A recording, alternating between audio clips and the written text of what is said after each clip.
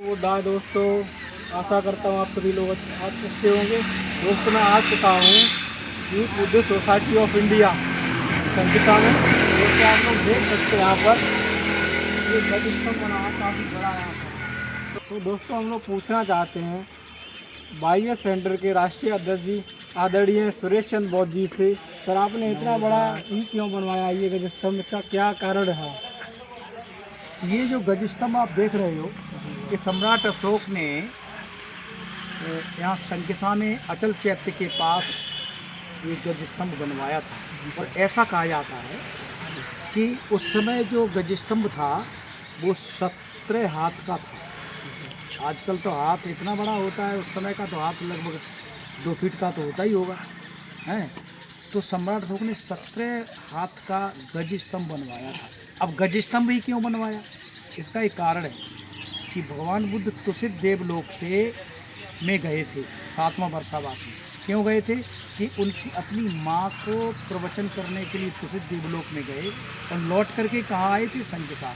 संकिसा क्यों आए? संकिसा आने के कई रीजन थे। एक रीजन ये था कि उनकी मौसी संकिसा में थी, उनकी भी इच्छा थी कि मैं भी सिद्धार्थ गौतम का दर्शन करूं। दूसरा, सारिपुत्र मोदगल्याण के साथ 500 अरहत भिक्षु संकिसा में 7वां वर्षावास यहाँ कर रहे थे। तो भगवान बुद्ध को सारिपुत्र ने एक खबर किया कि भगवान 500 अरहत भिक्षु आपका इंतजार कर रहे हैं, इसलिए भी भगवान बुद्ध किसी देवलोक से संकिसा आए थे, ऐसा कहा जाता है। तीसरी बात यह है कि अचल चैत्य है। ऐसा कहा जाता है कि जो भी बुद्ध होगा, अभिजानित स्थल है ये, जो भी बुद्ध हुए हैं और हर बुद्ध तुषित देवलोक जाएंगे और लौट करके जो आएंगे वो संकिसा में ही वो प्रवाड़ा करेंगे आकर के, संकिसा में भी अभिधर्म की देशना देंगे आके, ऐसा कहा गया है। इसलिए सम्राट अशोक ने भगवान बुद्ध की माँ की याद में क्यों? तो बुद्ध को जन्म से पहले उनकी माँ ने स्वप्न देखा था, तो स्वप्न में क्या देखा था? एक हाथी देखा था। इसलिए सम्राट अशोक ने बुद्ध के जन्म की और उनकी माँ, एक ओरिजिनल माँ जिसने उनको जन्म दिया और एक स्टेप मदर जिसने उसको पाला पोसा, वो दोनों की याद में इस गज स्तंभ को संकिसा में स्थापित किया।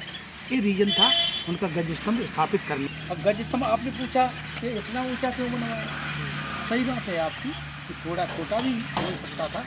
तो भगवान, ये एक लॉजिक है, भगवान बुद्ध का जो उम्र था वो 80 साल का। सिद्धार्थ का जीवन जोड़ लो, ठीक है, तो और सिद्धार्थ का जीवन जोड़ लो और बुद्ध का जीवन जोड़ लो तो 80 साल होता है। तो 80 साल होने पर मतलब उसी लॉजिक से हम लोगों ने इस पिलर को 80 फीट का बनाया। और 80 फीट का होने से ये पूरी दुनिया का सबसे ऊंचा गज स्तंभ है। दुनिया में अभी इतना ऊंचा कोई गज स्तंभ या कोई स्तंभ ही नहीं है।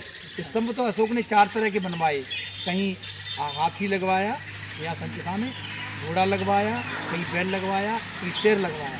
तो 4 जानवर आप देख सकते हो, इसकी चौथी में 4 बने हुए, तो 4 हैं। तो लेकिन वो एक जहाँ भी स्तंभ बनाए थे तो सम्राट अशोक जी ने भी इतने ऊँचे नहीं बताए, लेकिन हम लोगों ने ये बनाया तो दुनिया का सबसे ऊँचा गज स्तंभ है ये। और ये जो है पहली डिज़ाइन है, आप संकिसा में देखने जाइएगा तो टूटा हुआ अभी वो क्या नाम उन्होंने अलेक्जेंडर कनिंघम ने कहीं से उठा करके उसको प्रिजर्व करके रखा है। तो उसको देखिएगा तो वो चुनार स्टोन में ही है, तो संकिसा में रखा है अभी? हाँ, अभी भी संकिसा स्तूप पर जब जाइएगा तो वो सलाखों के अंदर जो है टूटी टाटी रखा हुआ है, विकृत पीस रखा हुआ है, तो वो चुनार स्टोन में है। तो हम लोगों ने उसकी बिल्कुल वैसी डिटो कॉपी ले करके यहाँ एक कॉपी, एक रिप्लिका यहाँ पर हम लोगों ने बनाई है। वही चुनार ही स्टोन है, चुनार से ही लोग बनाने आए थे और वही सम्राट अशोक वाली ही डिज़ाइन है। और इसको हम लोगों ने 2014 में शुरू किया, 2011 में बनाना शुरू किया था और 2014 में कंप्लीट किया और 2015 में परम पावन दलाई लामा जी के हाथों से इसका हम लोगों ने उद्घाटन करवाया। तो ये दुनिया का सबसे ऊंचा गज स्तंभ है जो संकिसा में हम लोगों ने यहाँ से करीब 1.5 किलोमीटर ओरिजिनल है, यहाँ से 1.5 किलोमीटर उत्तर में है। आपने इतिहास यहाँ पर रख दिया संकिसा में, ये सदियों चले आइए।